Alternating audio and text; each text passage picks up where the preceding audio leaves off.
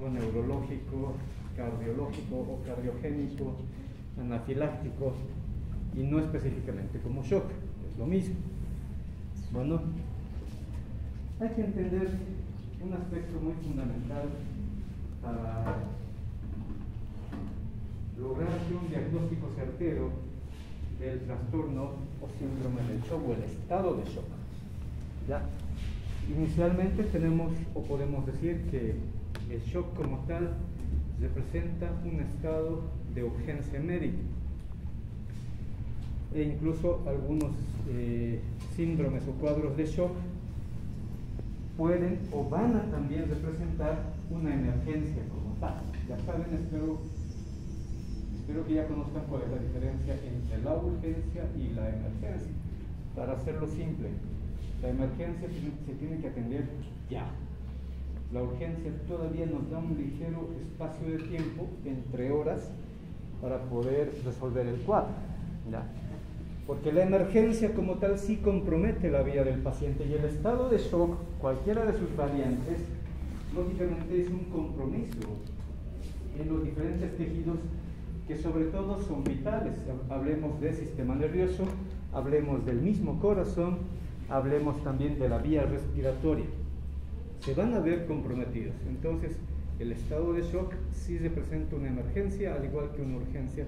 Mucho dependerá de la causa del síndrome o el estado de shock. Desde un punto de vista muy simple, ¿cuál es el concepto que se maneja para shock? Lo vamos a deducir de esta manera. El estado de shock viene a ser un trastorno en la hemodinamia. Ojo, no estoy diciendo específicamente un trastorno del corazón. Es un trastorno hemodinámico caracterizado por la hipoperfusión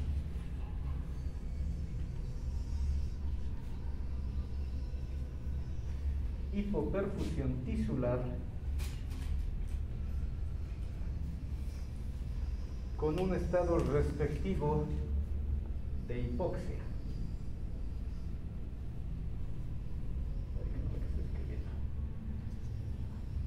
Un estado respectivo de hipoxia. Creo que es lógico, creo que es fácil de entender. O sea, el cuadro de shock como trastorno hemodinámico se refleja con la hipoperfusión, ¿ya? Sobre todo en órganos superficiales y en órganos profundos. Hipoperfusión tisular, no está hablando de algún órgano en específico, esto va a ocurrir en todo el organismo, todos se van a comprometer, pero aclarar, el compromiso para algunos tejidos es mayor, para otros tejidos es menor, con el mismo estado de shock. ¿Por qué? Si se acuerdan, en una otra teórica decíamos, creo que hemos hablado de fiebre, ¿hemos hablado? Sí. Les decía, hay tejidos termolábiles, o sea, que fácilmente se alteran por los cambios de la temperatura. En cambio, hay otros tejidos que son termorresistentes. Lo mismo, hay tejidos que son lábiles para los cambios hemodinámicos, y hay otros tejidos que de hecho son más resistentes a ese mismo cambio hemodinámico. Creo que es obvio, los tejidos casi siempre son los mismos.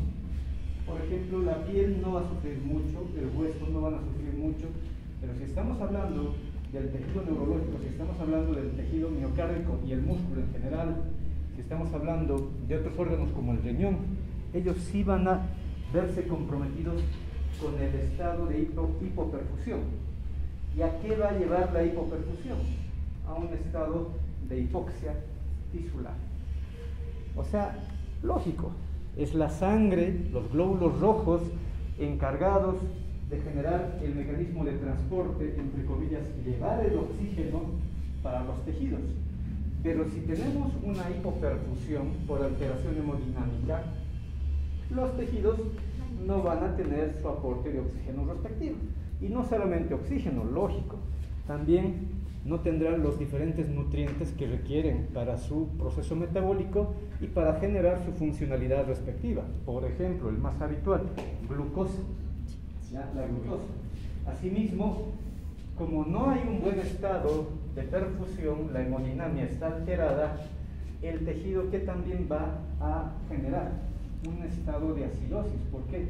Porque genera dióxido de carbono y ese dióxido de carbono no puede ser remitido hacia la circulación sistémica porque hay una falla hemodinámica con hipoperfusión.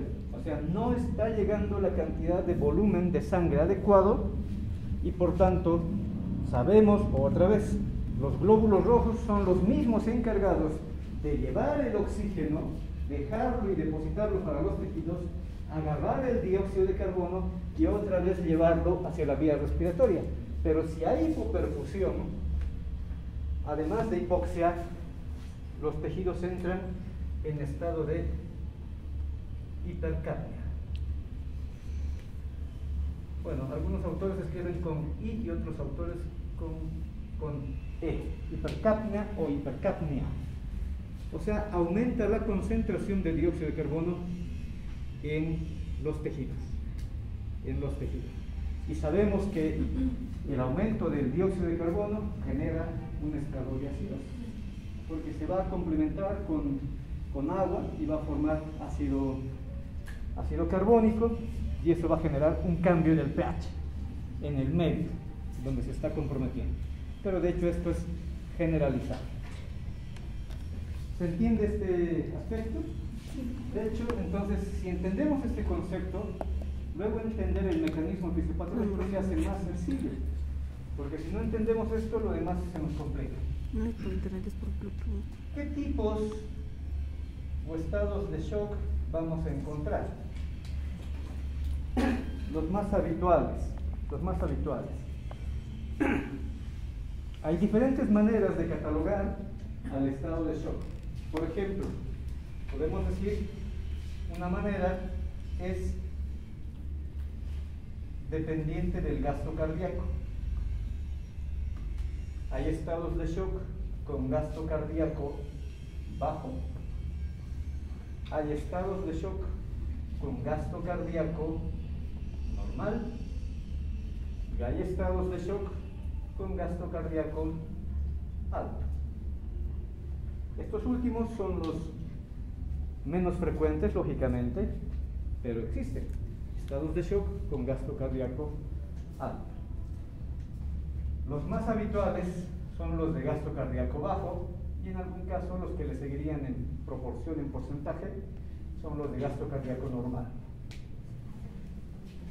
Esto en relación al débito cardíaco, o sea que es importante sí o sí entender el trabajo del corazón y la hemodinamia en general. Voy a aclarar más bien, no solamente el trabajo del corazón, sino también de la vasculatura. En pocas palabras, es importante entender y reconocer y recordar el trabajo cardiovascular. Bueno, luego tenemos otra variante, otra manera de catalogar al estado de shock, y es justamente por el origen o tejido afectado. Generalmente son 4. ¿Ya? El shock cardiogénico, que es el más habitual. El shock neurológico. El shock séptico. El shock hipovolémico, que también es muy frecuente.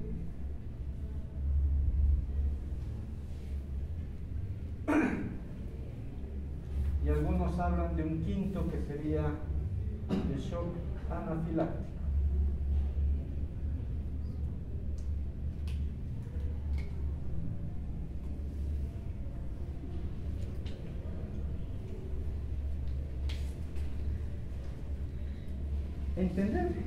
Entender cada uno de ellos no es difícil.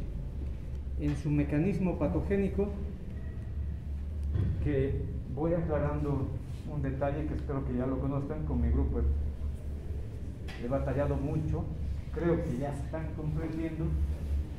Una cosa es la patogenia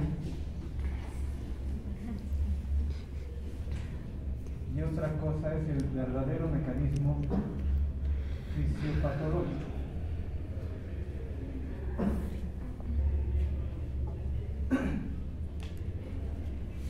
Y ahora, hablando de la patogenia de cada una de estas variantes o tipos de shock, lógicamente tenemos que entender que la patogenia es por qué se va a causar un shock cardiogénico, por qué o cómo es que se causa un shock neurológico, séptico, hipovolémico, anafiláctico. ¿Por qué? Esa sería la pregunta, y esas son las respuestas que hay que buscar: el por qué y el cómo.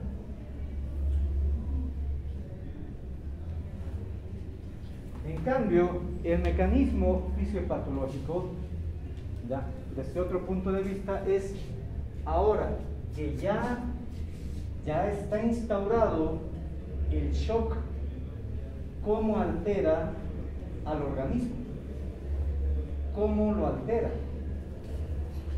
Entonces, el mecanismo fisiopatológico es qué hace la enfermedad, en este caso el estado de shock, qué hace la enfermedad y cómo genera la alteración en el organismo o en un tejido en particular.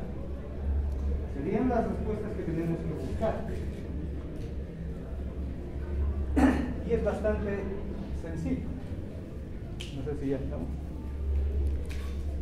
¿Qué pasó?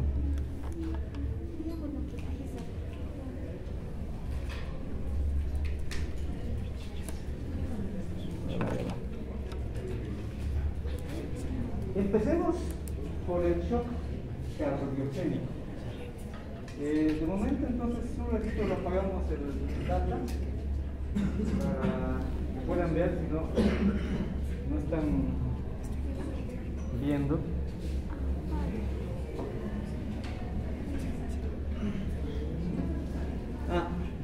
Bueno, mientras va